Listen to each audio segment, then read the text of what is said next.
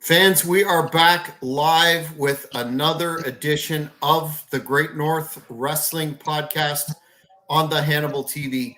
My name is Jack Kilby, Executive Vice President of Great North Wrestling, and tonight I'm very pleased to have on the show a long-standing female independent talent who's really traversed the country in this wrestling business. She is known as the German Powerhouse, Kat Von Heez. Kat, how are you tonight? I'm great. Thank you for having me. Thank you for coming. We appreciate your time.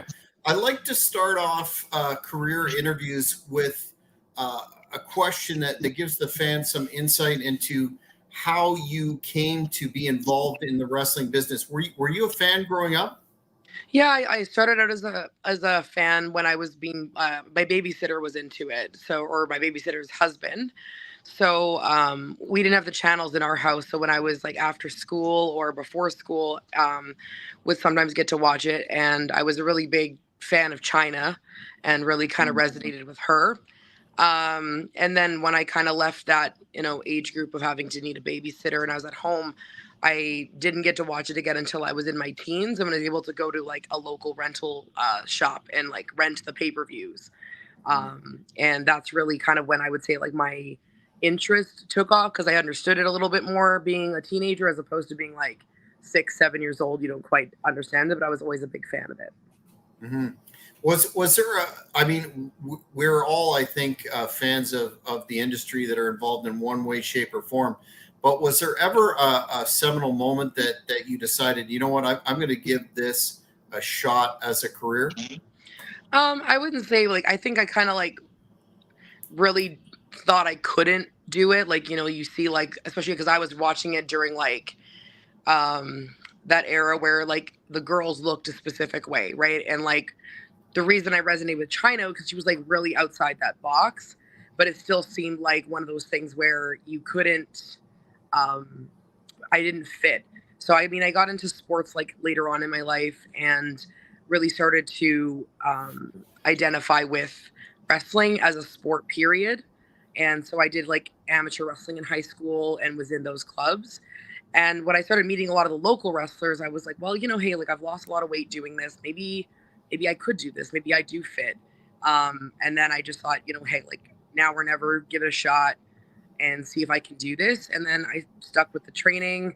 It wasn't easy, but not even just from a training perspective, but from like the way the business was, especially for women. When I broke in, there wasn't a lot of us, and it wasn't exactly a business where it was welcoming for women. Mhm. So mentally, it was challenging more so than the physical aspect. And so I had to really partner up with the right people and go to the right places. But once I kind of like found my niche and had the guidance of the right people, it really felt like home. And that's what really allowed me to stick with it. So, when you made the decision to pursue it, of course, we all look for a training facility. Can you talk about how that process was for you, and if there's that contrast between the period that you broke in and today in terms of training methods? Yeah, so I mean, I was looking into it probably like right before I turned 18, and there really wasn't anything in Winnipeg at the time. So I had explored going to Ontario and training with a couple of people. But I was really young. I really didn't have like the financial support, and my parents weren't really like super supportive of me just kind of going and doing a wrestling thing. So it didn't seem like the right fit. Plus, I had had a situation where I dated someone in Ontario, and he was a little crazy. So it kind of like nixed that pretty quick. I didn't want to go somewhere where he was going to be. So I kind of let it die for a bit. I kind of started going to local shows, and I thought, well, maybe I can like get in by like doing a manager spot and then get these guys to train me. And then CWE opened up their school in Winnipeg. And while there was Lance Storm School, like again, financially, like I just didn't have the backing from my parents to really go and pursue that. And uh, I decided, CWE was a great place. They had Mentolo as the head trainer, and like there was AJ Sanchez, who was also kind of there on the odd day. And so I broke in there, and that was kind of like, it was different. Like you were doing like the 500 squats a day, the 300 push-ups a day, and like a lot of the calisthenics of like that old school mentality of like break you down and see if you can handle this. Whereas now it's like, depending on where you go, it's some places are really relaxed and they want to encourage people to stay. It's definitely more about spots now, and doing some cool stuff, as opposed to really kind of like honing in on the psychology of wrestling. Mm-hmm. So, but it really comes down to who the head trainer is. Like sometimes you get a trainer that is really, really good at psychology and they're really good athletes. So they can teach a little bit of both. I mean, ultimately comes down to like what you want to do in the business, and then who your influences are that really kind of track you into whatever direction. So it is a lot different, especially for women.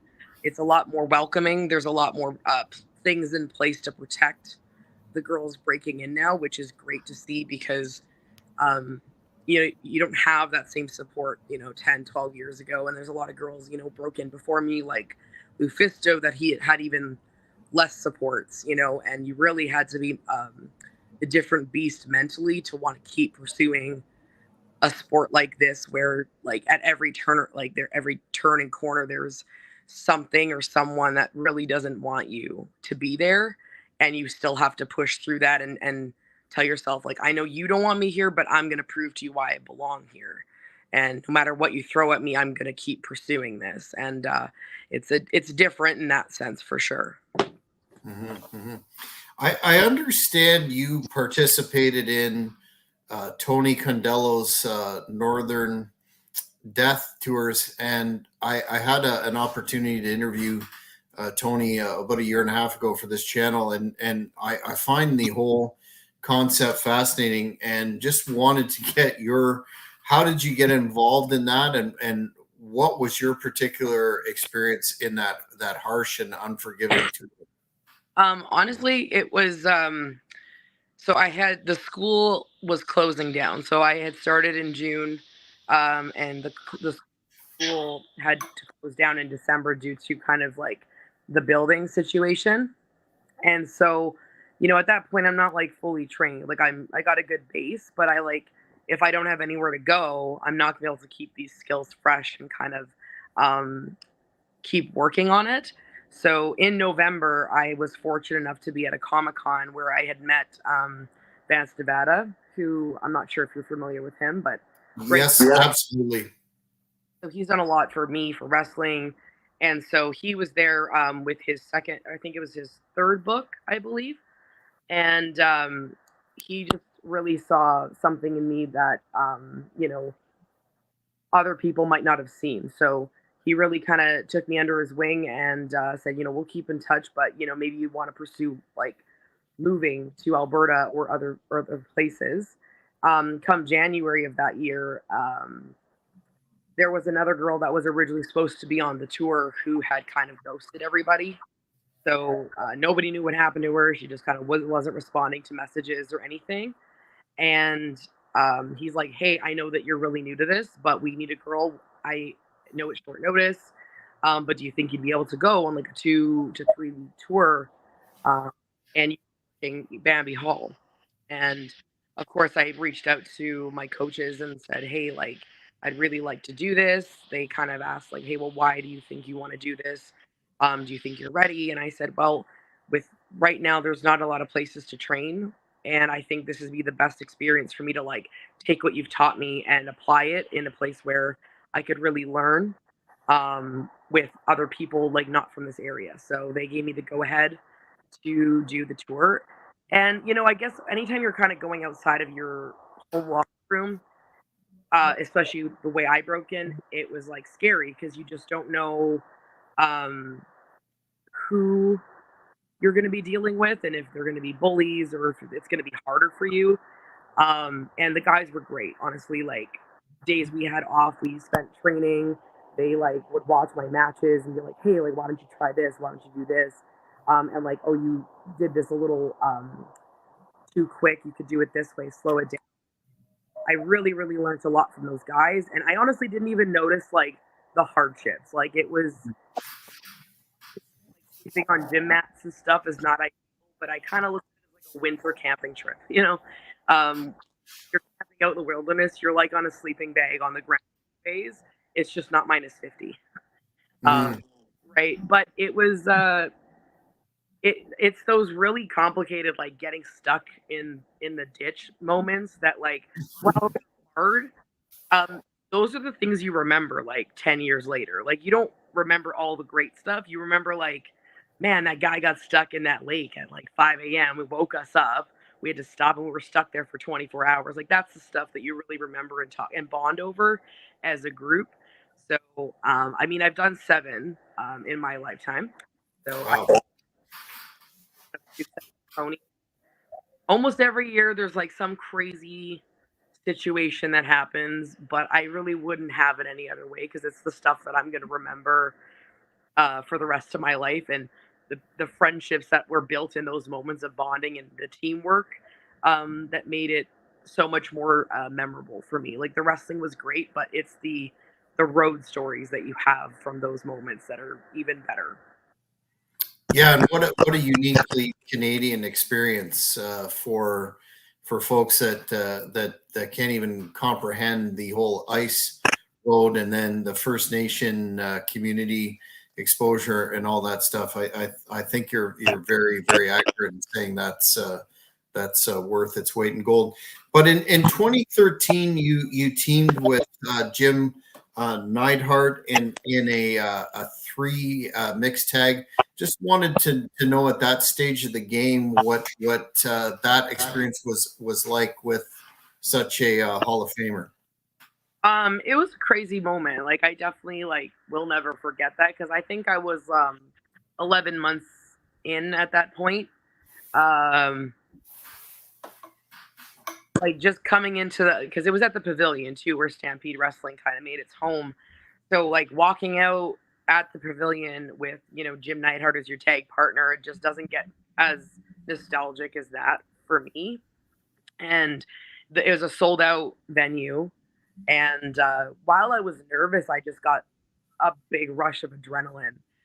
And it was really cool because I was working with um, Johnny Devine and Miss Daniel. And later on, Johnny Devine would become one of my trainers. So, learning from him both in that moment and then later on in my career kind of goes full circle. And he's just a wealth of knowledge, and he's really good at like the psychology of putting things together. And there was another couple from Australia that went down to Mexico, and later on he became Australian Suicide. And just seeing all those people from that match, kind of like all their successes. But it was really cool to be on like the Calgary side and doing uh, like a traditional match in the pavilion with Neidhart. And I really can't explain the feeling, but it was a really awesome moment so early in my career that again I might not remember every part of the match, but like that moment I walked through the curtain and the reception that we got from the crowd was just a feeling that I don't think I've ever felt a duplicate of that. And yeah, it was a great moment. I mean, I wish everybody could experience that with like someone they watched growing up. Or stuff. Everybody experienced that. Mm-hmm. Moving ahead a couple of years in 2015, you worked a series of matches with Tessa Blanchard, and I just wanted to get like obviously a preeminent talent. Wanted to get your memories of working with her. Plus, what were your thoughts when Impact put their heavyweight strap on Tessa? That was kind of a well, not kind of. It was a moment of uniqueness for putting what was a men's heavyweight title on a female talent. Time was like just over a year maybe in the business. So and working that tour, Atlanta Grand Prix is very big on kayfabe, and so we were kept in separate locker rooms. We traveled separately. So for her, I think it was a big learning experience of like not trying to see your opponent all the time and kind of really going out there and working the people, learning how to like uh, just go in there and know each other's body language and learn as you're going with how you're going to work with each other. But really, once we kind of worked a few matches and really knew each other's move sets, and I personally feel like we started getting them. And she was always really good at selling. Like she was always really good at like making you truly believe that she was feeling everything that I was doing to her. And we really did a lot of submission work with each other. So, um, because after doing, when you do 15 dates, like taking all those bumps, it's nice to do more submission work because you're not feel all the bumps as much after a few days. But and then fast forward, later on when she's got her opportunities and impact, and obviously there's always going to be controversy when there's intergender wrestling, but I've always said like it's how you do it, right? Like absolutely there is a big difference between uh, male and female talents and how we wrestle and the stories that we can tell. And there's a unique story you can do with intergender wrestling without kind of crossing that line. But it's really about the reputation you build as a female in the business. That intensity, that drive, that like never back down. And that's what she kind of embodied. And that's kind of like the reputation I built. It wasn't like that for me at the first couple of years, but after a couple of years of like really showing to the fans that like I could hold my the guys and I could take a shot and I could dish it out just as hard and I can pick them up and grapple with the men almost as equally. Um, it it was nice to see her kind of take her level from like where she was with me and progress that intensity. And not a lot of females can like get that intensity and where you're like, oh yeah, like I know she might eat a shot and kind of like get rocked harder than maybe a guy would have, but she would come right back. Pitbull just really represented that intergender style really well. So it was obviously some people are going to be against it, but I think there's girls like Tessa and Jordan Grace and stuff like that that really are quite believable when they're wrestling men. That when they walk through the curtain, much like how China did, you didn't go like, "Oh, this is unbelievable." Like you're like, "Oh yeah, like maybe like I could see this. Like she's good. Like she's got a good base and she's aggressive. Like maybe she's got a shot." And like that's really what it's about is like telling that story and getting the fans to believe that you've put in the work, you're aggressive, and while it is maybe you're at a disadvantage and you're an underdog, like you're not going to be the one that backs down, and you're going to keep putting your best foot forward in those matches. And so, seeing her get the belt, obviously a huge moment for women's wrestling, huge. Moment for, uh, I'm really happy to see a big company give women that platform to show everybody that women can do exactly what we've said we can do from the very beginning. Mhm. I think she opened a lot of eyes working with a monster like Brian Cage and making that believable. Another talent that impact talent that you did a series of matches with was Giselle Shaw. And I wanted to get your impressions on working with her, but also what were your thoughts when you heard the comments that were allegedly made to her in terms of Rick Steiner and that convention and that sort of negativity around that as to whether or not that's something that you've speaking in terms of women in general, if that's something that you've had to deal with yourself, perhaps not in such an intense format. Um, yes, like I mean, Bell broke with me.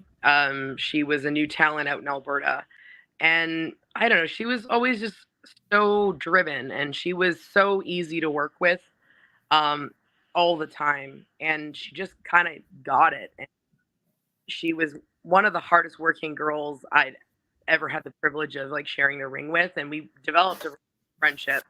Um, to the point where she was in my wedding. Actually, she was a bridesmaid for me. Oh well.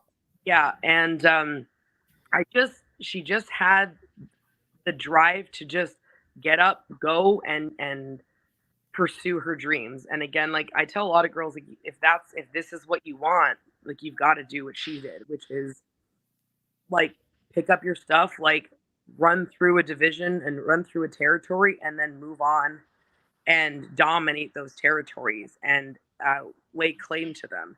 So, when she went to Ontario and did everything she could do there, got more training, and then went to the UK and like dominated there, um, I just knew that it was a matter of time before everybody saw the potential that I saw from the very beginning with her. Um, of course, when I saw that whole debacle with Rick Steiner, I just like it makes me like realize how awful some humans can be. I'm like it's does not affect you. It's not has nothing to do with you.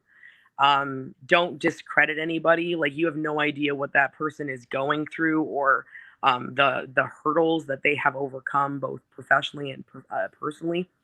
I know in my heart that that girl has worked harder than most people I know and deserves every single amount of success that she has now and that I know she'll achieve. And she's broken so many glass ceilings for um, everyone in this business. Like she's, a role model to a lot of people. And I'm very proud of everything she's done.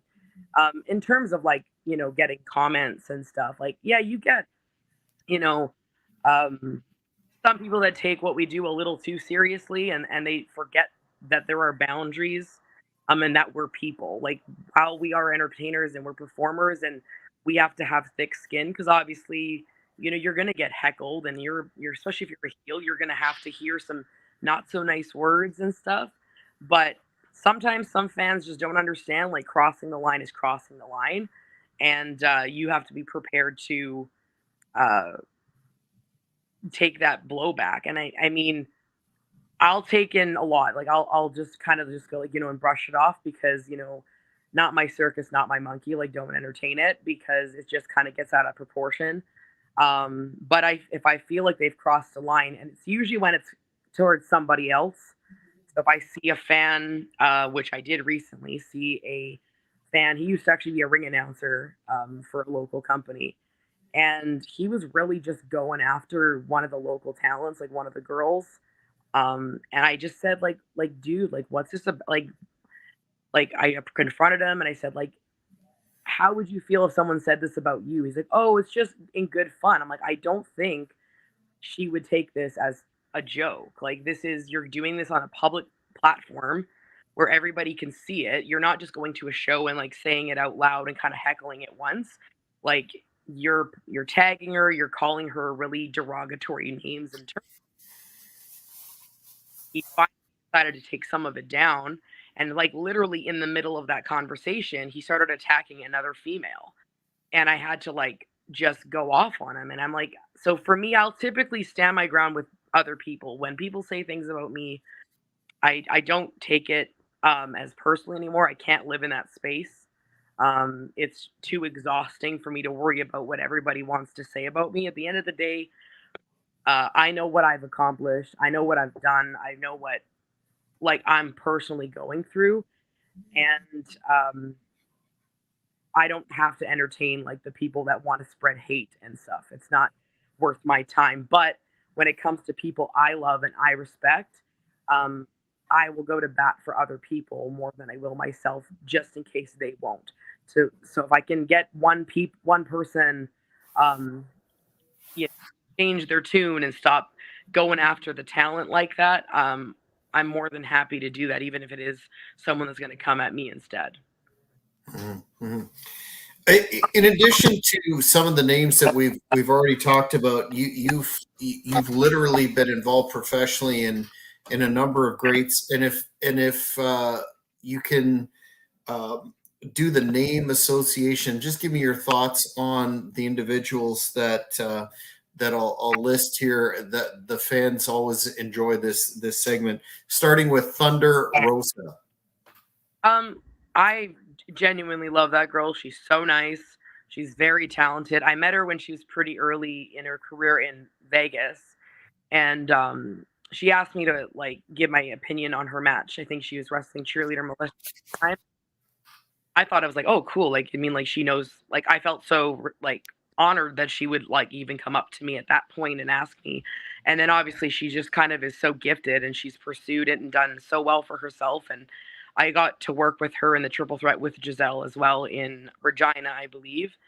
And we had a lot of fun, and she's just so talented. And on top of that, it's even better when someone's talented and they're just a genuinely good individual. Like that's my favorite type of person is someone that like is, just a genuinely good-hearted individual who likes to go in the ring and throw down, and you can laugh and talk about it afterwards.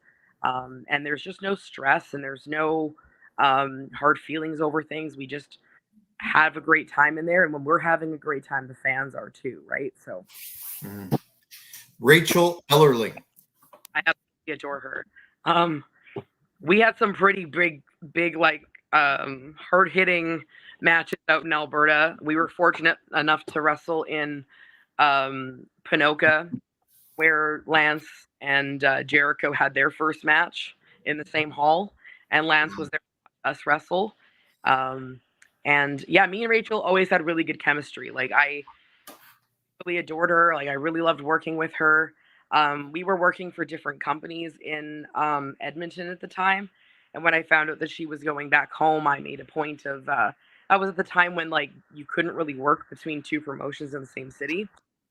So I reached out to the promoter I was working for, and I reached out to the promoter that she was working for, and I said, "Listen, like, I understand that you guys don't like to do crossovers, but there's so few women.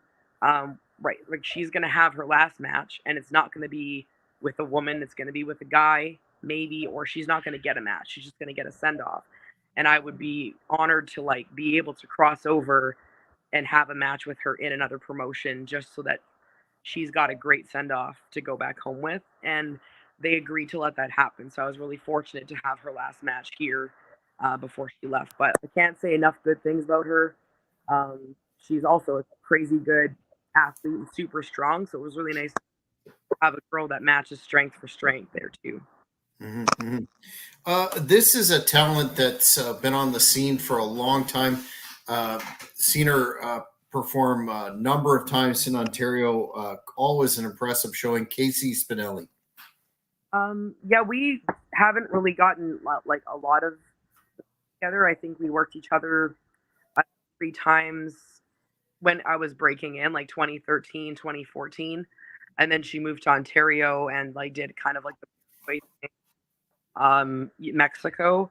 And we recently worked each other with Jacques Rougeau's Wrestling Academy, and we had a really great match. And yeah, that's she's obviously done really well for herself in her career. She's worked a long time. I think she's got 2 to 3 years on me.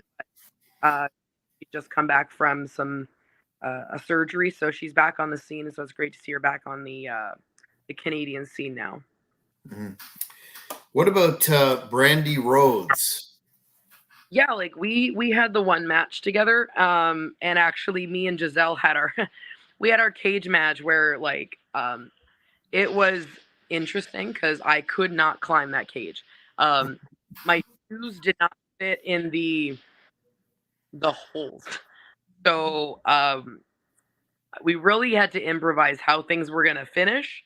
And Brandy was like such a pro. Like we were like making eye contact and really trying to communicate like things are different now. And she just got it, went with it, rolled with the punches. We had our match, and it was really really fun. Again, nothing like we didn't go out there and do like crazy stuff, but went out there, told a really good story. And fans were very entertained and really talked about it for a couple like quite some time after the fact. So really, really enjoyed working with her. Cool. What about a man who is a legend dating back decades in the Canadian scene, who I don't think gets the historical credit that he deserves, and that would be Michelle Starr. He's so funny. I didn't get to work with Michelle that much. We were like tag partners at times, and we worked against each other a couple times, I believe. But I honestly, he's just like one of the sweetest guys on the scene. Period. He's done a lot for a lot of the BC market, especially like training people, getting them through the business. But anytime I was going through anything and he was there, he had my back all the time. And anytime I needed advice, he was also one of those guys I would go to, and he'd watch my matches and give me his 2 cents. And I'd really try to apply anything that he said.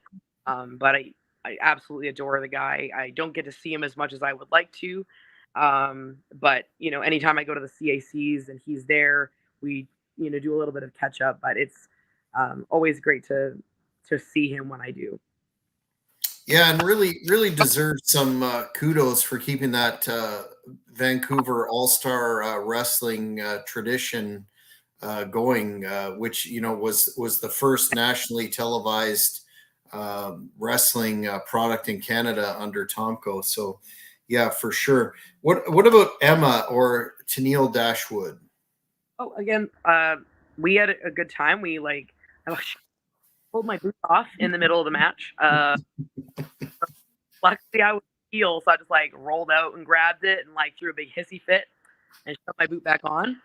But again, I wish we had the opportunity. That's the downside to Canadian scene, especially in the Western area.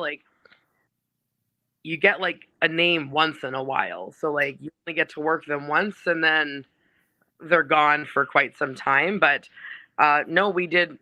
We had a lot of fun, and it was a good match. And we talked a couple times after that, so it'd be really cool to work her before I pack it in for a while. But it just depends on again, the scene is very different, and who they're going to bring in. But it'd be nice to see her again and work with her one more time. Mm-hmm. And last but not least, you touched on him briefly, but he's a man that I've had the pleasure of interviewing a number of times and booked him on two of our Great North Wrestling events last year in 2023, and he did a standout job. And that would be your thoughts on Vance, Nevada. I mean, like I said, if Winnipeg wasn't exactly easy for me to break in with, and I would say I think if I hadn't met Vance when I did, there probably wouldn't be a Kat Von Heez, to be honest. He really, saw something, when other people maybe didn't want me to see it or feel it, and gave me the confidence I needed to make the move to come to Alberta.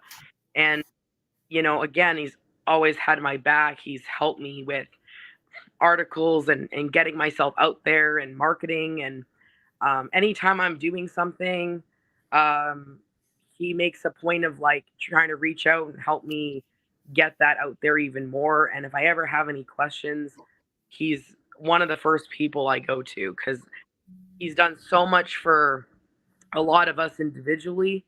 But I mean, in terms of what he's done for wrestling, it's just um, there's just so many things you could say that he's done for the scene. And then historically too, he's just a wealth of information. There's very few people I could say know more about wrestling than him. And just there's not a lot of people that have that kind of passion for this business anymore. So yeah, I couldn't speak more highly of him personally. He's just one of the best human beings I think I've ever met. So really glad that you guys brought him out there and had been got a book, and he's always doing more projects with wrestling. So I'm really excited to see what his next few projects look like. Yeah, and what an excellent book. As I've said to him, I mean, that's the definitive research project in terms of Canadian professional wrestling, and long overdue. So much respect to Vance. In 2023, you touched on it before. You won the Jacques Rougeau Wrestling Academy process. Can you just give the fans a little bit more insight into that experience? I know Jacques is planning. I interviewed him about a month and a half ago, and he's planning another version upcoming in the fall. It sounds really exciting. It's I don't know. It's really a cool experience. It's really different. I mean, in most cases, you go out there, you have a good match, and you come back, and you're like, wow, that was really good. And you shake each other's hands, but with this, it was like you could go out there and have like a crazy good match, right? And because it's like a competition and one of you is getting eliminated, you're instantly, instead of being like, wow, that was great, and you would move on, you're like, okay, like, did I do everything I could? Did I lay it all out there? Like, did that look as good as it could? Like, you're instantly kind of thinking, like, you're only as good as your last performance, right? Like, if you have an off night, like, that could cost you everything. But it's also about making sure that, like, and this is what a lot of people forget, it's like, it's important, yes, that you look good, but the other person in that match is also vying for that opportunity.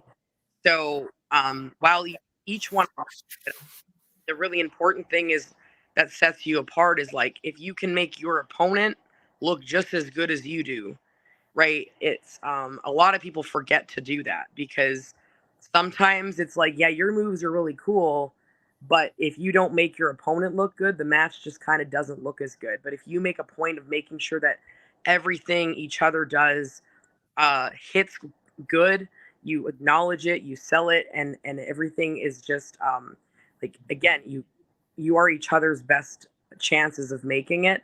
Unfortunately, you see sometimes in that situation where, because it is a competition, one person is trying to not make the other one look as good, and it'll either work where you do actually capitalize on that, and because your opponent didn't get anything in, you got through, but you didn't get through because they were worse than you. They just didn't get noticed because you didn't give them anything. But then that'll usually follow you to the next match when they see, oh, when someone else is doing that to you, oh, you're not looking as good. So it's a really weird experience. It's emotional. Um, but it was a really awesome experience in the sense of like, this kind of stuff for Canadians doesn't happen. Like, we don't get the same opportunities to be seen by like a guy like QT Marshall, who can give you critiques and who can watch your matches and give you the opportunity to like be used with AEW or go down to the Nightmare Factory. Like, in Canada, it's so hard to just even get across the border with like the rules and regulations to. So what Jacques doing is really, really awesome for Canadian talent. This year's going to be a little bit different, but again, there's $10,000 on the prize money for 4 winners, an opportunity to go to Bandito's gym and go to Mexico, and um, again, it's just such a cool experience for Canadians. So I was very honored that he wanted to be part of it, and even more honored that I was selected to be a winner. So I'm really excited for people to watch for 2024. My husband Bobby Sharp will also be in that again this year, so I'm really excited to see how far he can take it this year. Excellent.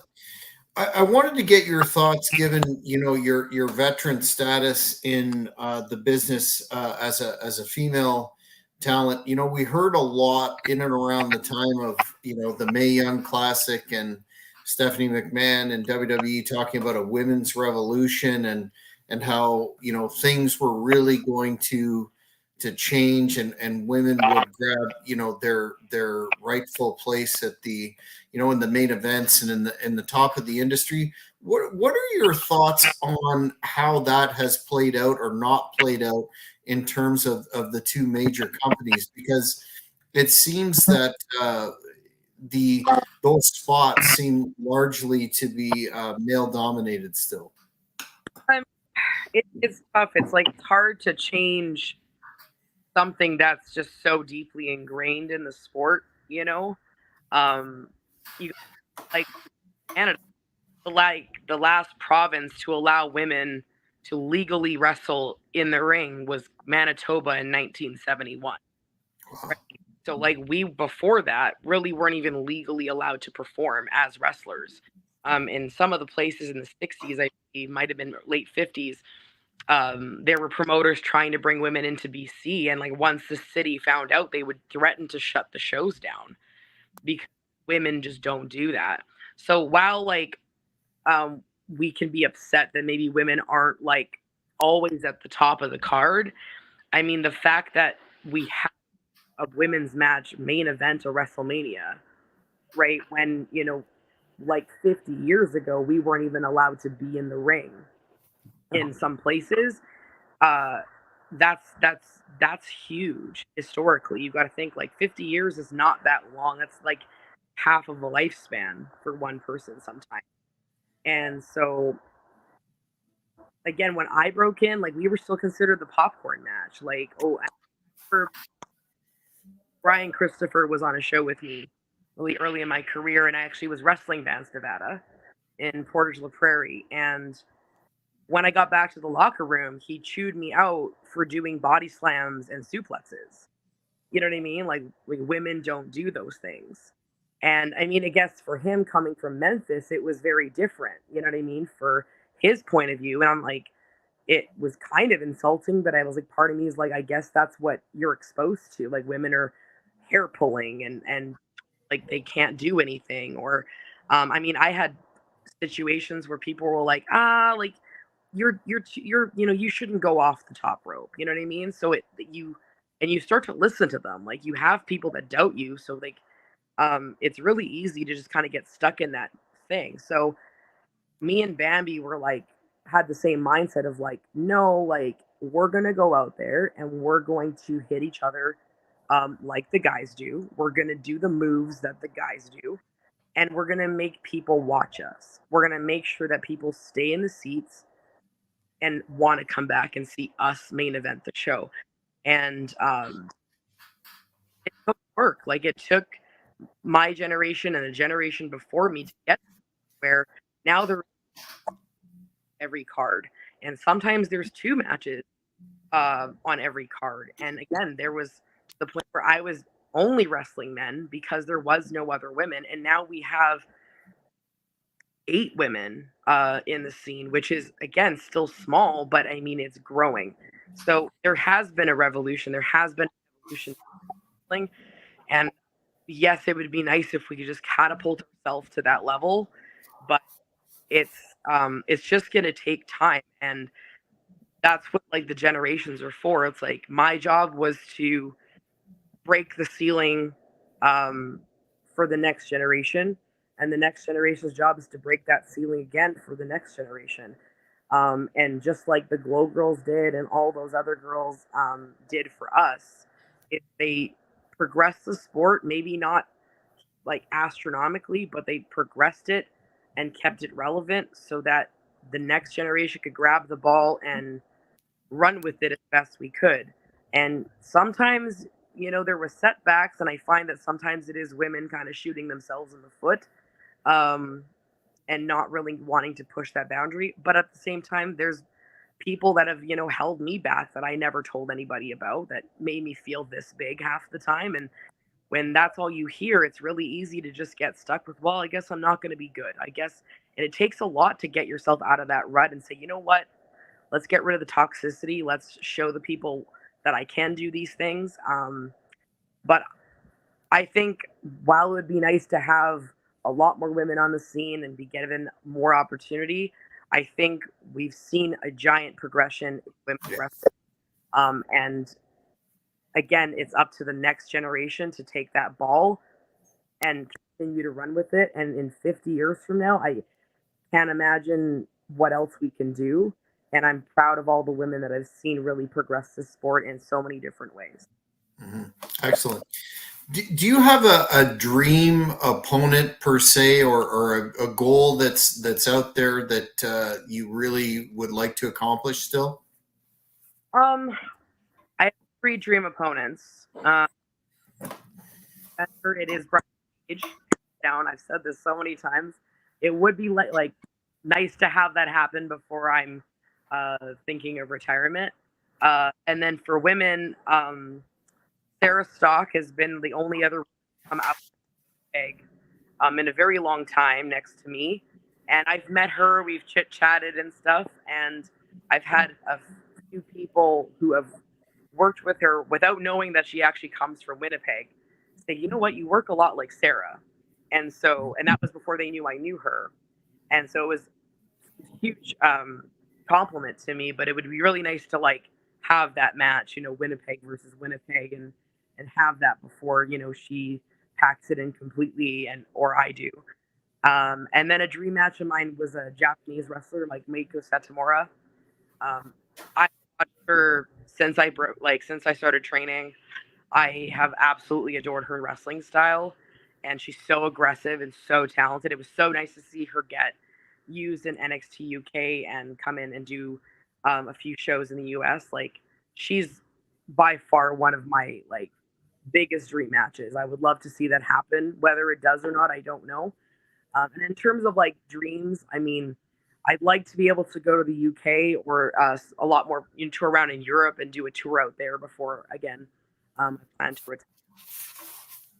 I'd like to go again and really make a run of it for a few weeks or a few months and really see what I could do. But anytime you can break into a new country, that's kind of at this point what I'd like to do is leave my mark and maybe go to Puerto Rico, go to UK, Germany, go to these places and really experience the world and experience different styles before I end the career. Well, you've been extremely generous with your time tonight. I really appreciate it. But now is the time that I usually ask, where can the fans find you on social media, and what do you have upcoming? What's next for Kat Von Heez? So I really just use Facebook and Instagram. So it's Kat Von Heez official. Working on getting on the other ones. I'm just part of that generation where that stuff didn't exist. So I don't really I hear you. all that much. And as for next CW in Calgary, Drumheller. The following weekend is Edmonton, Calgary, and basically I have my schedule posted on Facebook. I have 10 matches in March, and I believe I have 11 coming up in April. So I'm fully booked up until I think the end of May at this point. So I mean, wrestling's been great to me. I'm very excited for the future, and I'm really looking forward to breaking into new markets, hopefully after the summer and come the fall as well. So just keep with me on Facebook and Instagram, and anytime there's something new happening, that's where it's going to be. Excellent. Well, we'll definitely keep in touch and keep on top of everything that you have going on. Once again, thank you very much for your time tonight on the Great North Wrestling Podcast. Thank you for having me. Well, fans, that's it for this edition. But if you haven't already, why haven't you? Like and subscribe to the Hannibal TV, and you'll be on top of all the great content we have coming for you. Thanks again for tuning in. Until next time. Thank you for watching the Hannibal TV. Please like this video if you enjoyed it, and click the subscribe button to not miss any